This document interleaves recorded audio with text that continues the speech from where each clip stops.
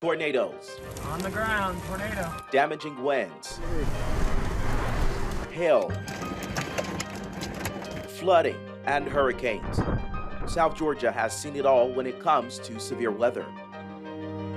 We take a look back at the storms that battered Southwest Georgia and lessons learned. So when severe weather strikes, we want you to be first alert ready. Giving you the tools you need to keep you and your family safe. WALB presents Stormwatch 2024, a First Alert weather special.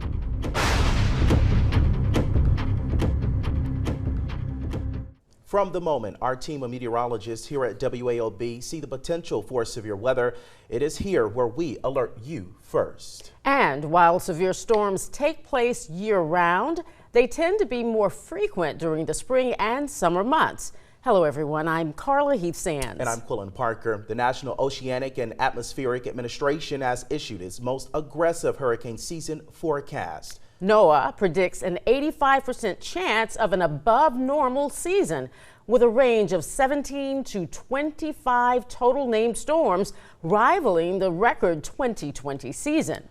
Bottom line, South Georgia needs to remain prepared. As tropical systems move inland, they bring multiple threats. The areas in the storm's path are vulnerable to downed trees, power outages, possible tornadoes, and flash flooding. Among the threats, flash flooding is the deadliest. On average, 9 out of 10 people die, with most being vehicle-related during flash flooding. Flash flooding is a major concern this season because of the saturated ground across the Gulf Coast and South Georgia. In their paths, tropical systems can dump from a few inches to a feet of rain. And with the high probability of a very active season, being prepared and staying prepared is a must for South Georgians. Yolanda, this hurricane season that's coming up, NOAA's predicting it to be above normal. Is there any explanation as to why?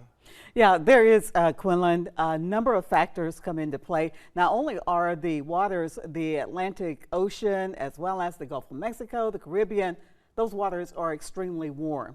And as a result of the very warm temperatures, well, of course, that's the fuel for tropical systems to actually grow and to intensify.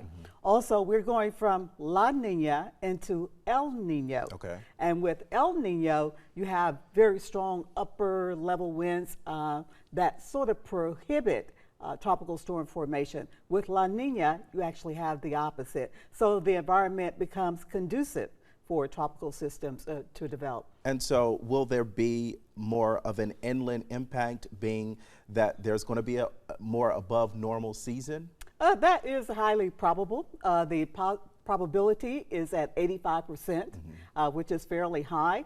And anytime you have a tropical system, more than likely it's going to move westward, and where we are across the southeast, not only are we along the Atlantic seaboard, but we're also in the Gulf of Mexico. If a storm comes into the Gulf of Mexico, it's going to make landfall somewhere, whether it be along the Florida Panhandle, the North Central Gulf, or over toward Texas. Anything else that you can give us about this upcoming hurricane season?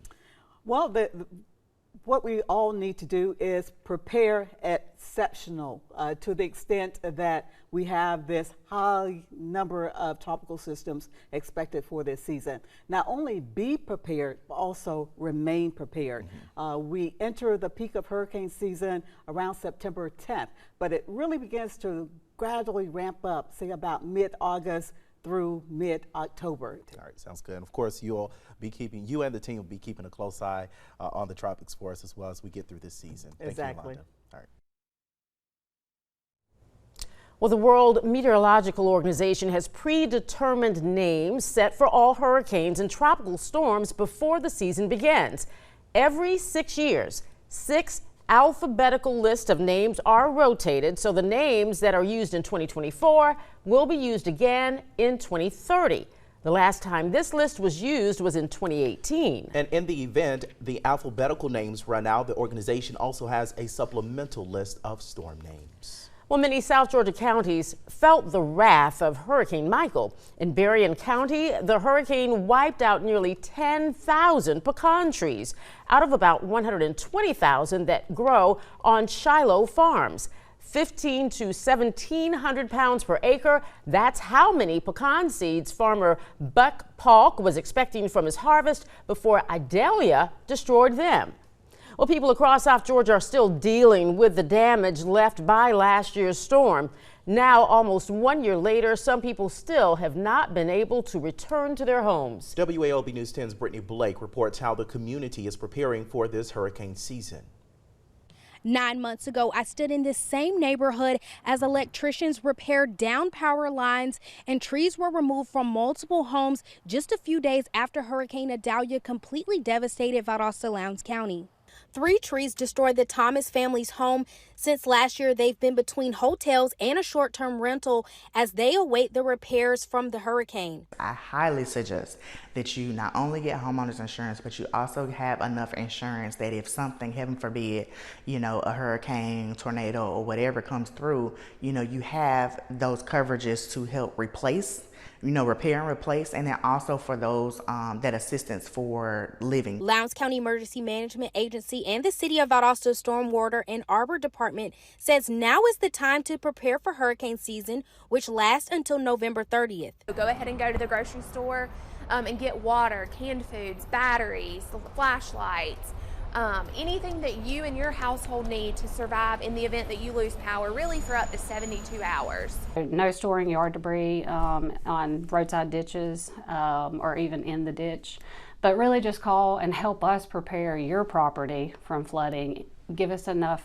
time to do that and to help out. In the last 9 months, Lowndes County experienced 2 additional major storms that destroyed more neighborhoods. But through those moments, the community was committed to working together to help rebuild. So we really pulled together, showed what community is about, and unite our community as best we could. Emergency and storm professionals encourage residents to stay connected to weather alerts as we prepare for the 2024 hurricane season. Brittany Blake, WAOB, your hometown news source.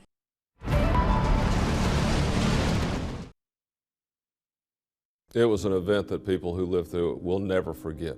It was complete destruction, utter chaos, completely devastated. But just the amount of wind and the amount of trees down as you go from Albany down into the Gulf Coast. There was not a house in the neighborhood that either didn't have a tree on the roof, a tree in the yard.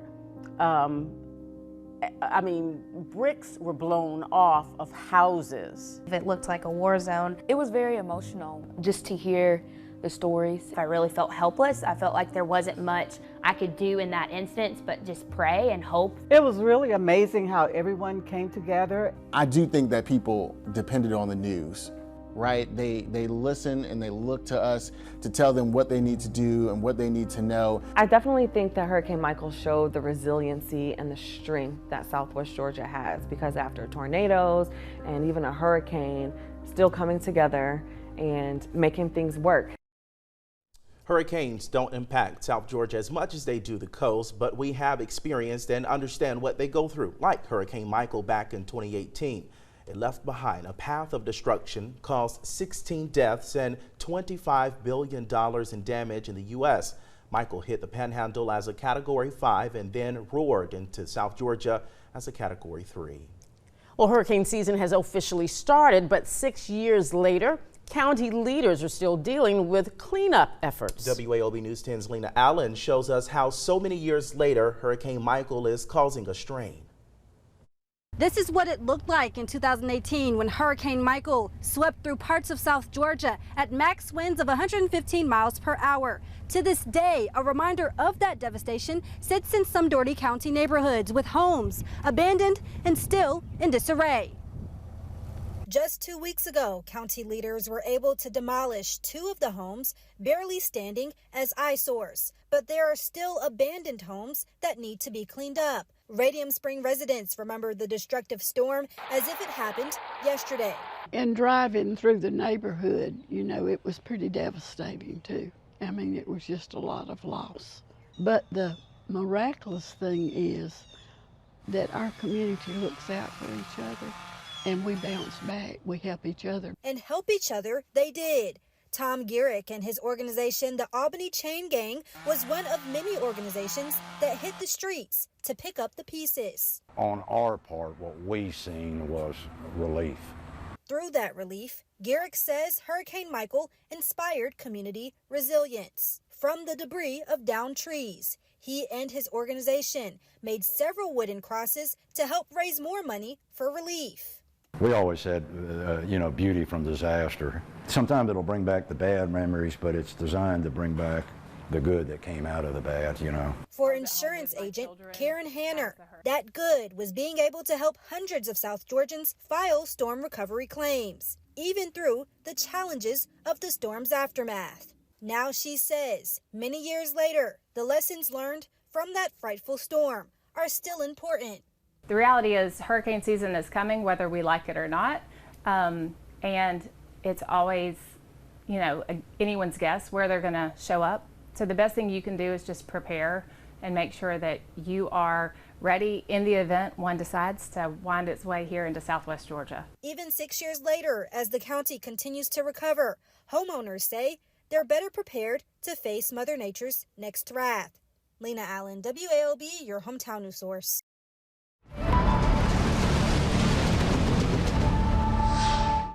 Coming up, we take a look back at some of the devastation and even deadly tornadoes that ripped through South Georgia and the destruction left behind. Let's go over the WALB weather app and make sure it's set correctly with notifications telling you when you're under a watch or warning. You want to go into this 3- line here. You click on that, go to locations, you click on that, and then hit those 3 buttons on the side. You can see those little dots. That will allow you to enable notifications. That way you will be warned or of a watch or anything that'll be happening in your area. The other thing you want to do is go back to that into settings and see what kind of weather notification types you might need. Whether you want them all or just a few, severe is probably the best thing to do. And then those personal forecasts that we do on the site, you can toggle that back and forth and get notified. If you want to be notified, have it on. If you don't have it on, but it'll be on there anyhow. You can see Yolanda's on there right now. Now, if we are all wall-to-wall tornado warnings, you go to Watch Live. You click on that, you wait till it opens and click on it again, and you will watch us live with any watches or warning. One thing I want to mention, a lot of folks are a little confused by our radar. You can see this, there's 3 buttons here, those 3 little dots, you click on that. Make sure you're either on precipitation radar, which is current radar, or G10 radar, which will be our Americas radar.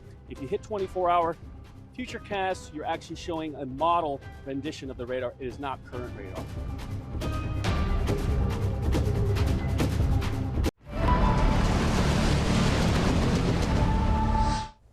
Well, from flooding during the 1990s and in 2017, back-to-back storms that leveled parts of Radium Springs, to the March 2019 tornado in Cairo, Georgia has seen more than its fair share of natural disasters. 24 years ago, 2 EF3 tornadoes and 1 EF2 tornado roared through parts of Pelham, Omega, and Camilla. The storms claimed 19 lives in total, 11 of those in Camilla. Just a few years later, on March 1st, 2007, a tornado forever changed the city of Americas. An EF3 ripped through town, hitting several hundred homes, and most notably, Sumter Regional Hospital just west of downtown. And then again in 2017, tornadoes ripped through, claiming the lives of 16 people. 2 developed in Thomas County and moved towards Brooks and Cook counties. And after leaving its mark in Cook, Berrien, and Lowndes County, the EF3 was on the ground for more than an hour Sunday afternoon, traveling through Dougherty, Worth, Turner, and Wilcox County. Now, the spring has been particularly stormy from Tornado Alley to the northern Gulf Coast. First Alert meteorologist Chris Zellman is here to walk us through why it has been so stormy this year so far. A wet and stormy pattern it has been. We're really exceeding our average rainfall total. We've had some severe weather events here in South Georgia, especially for our neighbors to the south. This is just from the last 3 days, and you can see that severe threat has been very prolific in what we call Tornado Alley. So what's the culprit here? Well, look at this intense heat in South Texas. The heat is really in Mexico, where there's a huge heat ridge. Record-breaking heat, drought ongoing, and when you have this type of weather in one part of the world, you have the exact opposite. So it's stormy and wet. Off to the north, where we would consider Tornado Alley, it has been very, very active with stronger disturbances, and some of them have made it all the way in through South Georgia and especially North Florida. Tallahassee had 3 tornadoes on one day move right through the city. Let's talk about what's going on. So very dry and very hot in Mexico, and that again creates very stormy weather in Tornado Alley and wet and stormy here in South Georgia as well. Now, we should transition as we go into June. We get the June trough going across the Yucatan Peninsula. It'll turn moist in Mexico. The severe threat will be lowered. However, the tropics will come alive, and the reason being is the water temperatures. And the water temperatures are probably also why we have so much hot weather here across Mexico. These temperatures are already in line with July and August levels, temperatures reaching near 90 in the southern tip of Florida.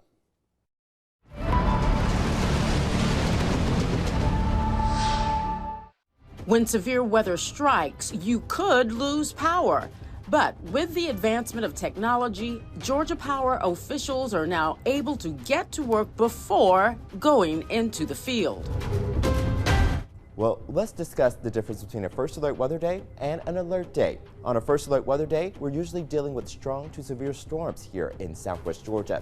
This is bringing high impact to life and property here in the area.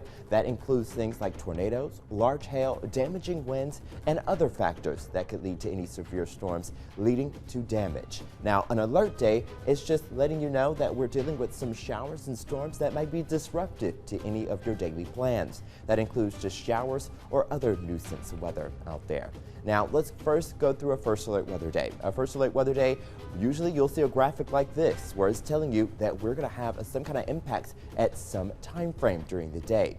On graphics, we will indicate that with a red banner shown up above and also highlighting those time frames here on our graphics as well. And you'll also be seeing this bug in the corner indicating a first alert weather day. Usually on days like this, you want to have multiple ways of getting alerts, know your safe spots, a safety plan, and know those differences between watches and warnings. On an alert day, we usually show more things like this, where we just highlight that you want to make sure you have multiple ways just to keep updated of what's going on out there. Maybe some showers are going to be possible throughout the day, and you'll also be seeing potentially some breezy winds. You'll see that indicated mainly with even more of those red highlights, but notice you don't see that opportunity for those red banners. On the 7th day, you'll be seeing on Thursday a first alert weather day bug, but on Sunday, it just shows that red banner giving you an indication that you might want to plan ahead.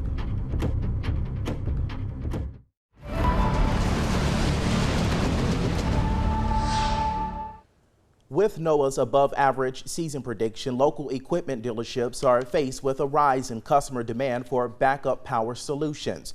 According to data from Climate Central, in the last decade, the U.S. has experienced about twice as many weather-related outages compared to 2000 to 2009. Brett Williams from Williams Electric Service and Generators is here now to explain how a backup power solution can help you and what you need to know when purchasing a generator. Now, Brett, when people are looking or shopping for generators, we know that they're not easy to come by. And if we want to be really honest here, they're very much expensive depending on which one you purchase. And so when shopping for a generator, we know that there are certain ones that power certain parts of your house, and not all of them power the whole house. That's correct. So basically what you really need to decide when buying a generator is, first of all, what am I want to back up for backup power? Okay, if you're just talking about refrigerators, maybe a microwave, a few lights in the house, then in that case you could go with a portable generator, which is a lot less costly, of course, but then there's a lot more involved in installing that correctly on the home. The biggest thing on portable generators, you need to make sure that you do place that generator where it's not going to be able to get any CO2, carbon monoxide into the home. Never put it in a carport. Always make sure it's outdoors, a minimum of 10 foot from any window, door, vent of any kind that goes in the house. As well as a home standby generator is what we sell a lot of, which is a totally automatic, and it will back up the whole home. For those who are purchasing a generator for the first time, what do they need to know? Well, the biggest thing they need to know, of course, is what you want to back up. Okay, what devices in the home do you want to back up during a power outage? If you're just talking about microwave, refrigerator, maybe a few lights, then the solution would probably be a home standby generator. If you're wanting to back up the whole entire home, air conditioner, water heater, water pump, well pump, whatever, then definitely you would want to go with a full home standby generator.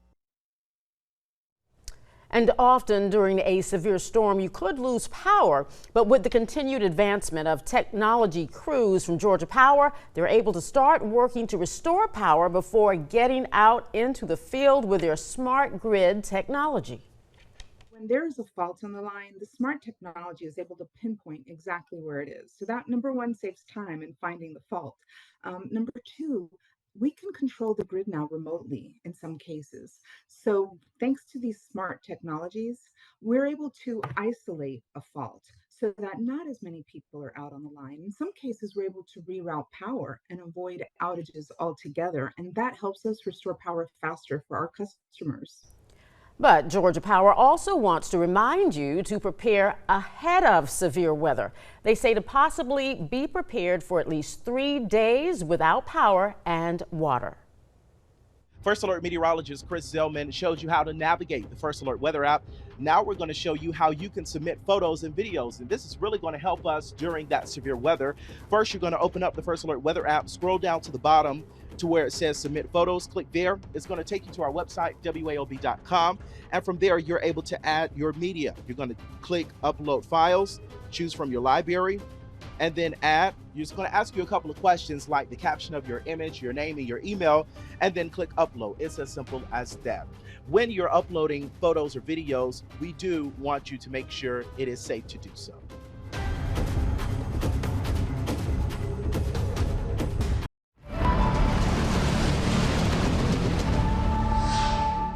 Before we leave you, remember that although South Georgia is miles away from the Gulf and Atlantic coast, tropical systems do push inland. Impacts of severe weather, including tornadoes and flash flooding, are possible. Confidence is high for the projected number of named storms. 17 through 25 are possible, which is the highest number ever. However, this projection is not a landfall forecast. This hurricane season, we remind and urge you to remain vigilant. Elevate your preparations, stay prepared, and be prepared. All it takes is for one storm to leave destruction behind for the season to be bad. And we have all of these stories and many more on our website, WALB.com.